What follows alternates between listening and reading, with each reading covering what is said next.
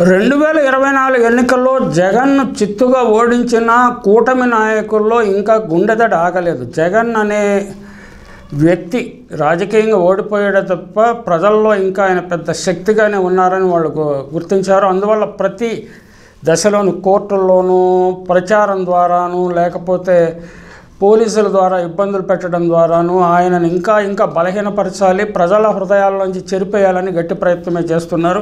ఇంతకుముందు రాజశేఖర రెడ్డి గారి దీనిని చెరిపేయాలని చంద్రబాబు నాయుడు చాలా ప్రయత్నించారు. జగన్మోహన్ రెడ్డిని ఇబ్బందులు పాలు పెట్టాలని సోనియా గాంధీ కేంద్రంలో కాంగ్రెస్ అధిష్టాన వర్గం గట్టిగా ప్రయత్నం చేసి కేసులు పెట్టింది. ఆ కేసులను కొనసాగించడానికి ఇప్పుడు కూటమి నాయకులు ఎంత విడ్డూరంగా ఉందో చూడండి. కూటమి నాయకులు ప్రయత్నం చేస్తున్నారు.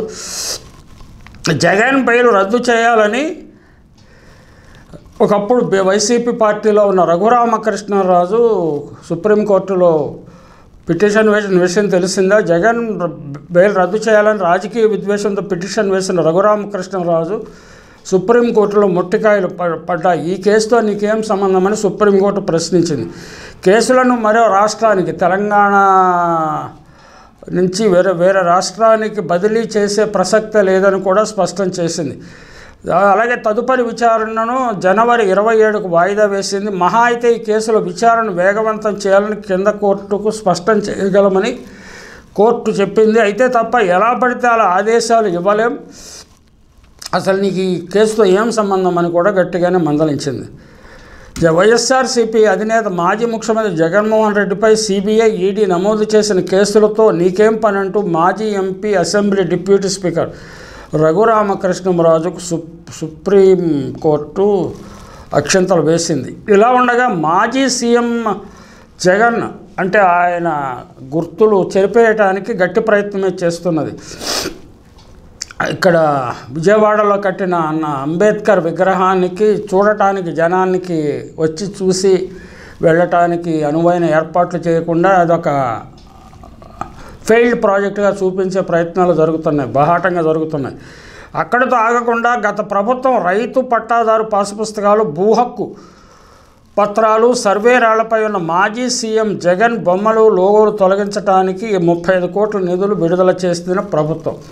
ఆ బొమ్మలు, లోగోలు వేసుకోవడం నిజానికి అతి అని అప్పుడు కూడా స్వేచ్ఛ మీడియా విమర్శించింది. ఇప్పుడు దీనికోసం పనిగట్టుకుని తొలగించాలని ప్రయత్నం చేస్తున్నారు. అది సహజం, దాన్ని మనం విమర్శించడం కూడా సరికాదు.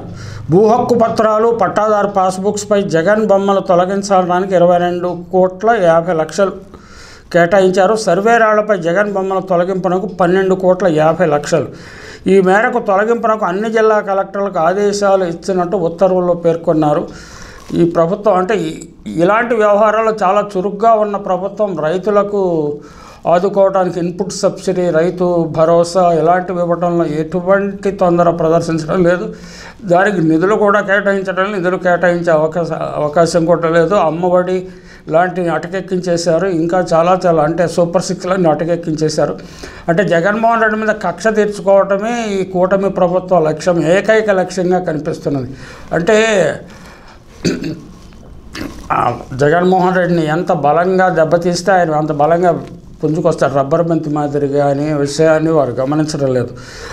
ఆయనను పీడించిన కొద్దీ లేకపోతే వేధించిన కొద్దీ ఆయన ఇంకా బలపడే అవకాశాలు కూడా ఉన్నాయి.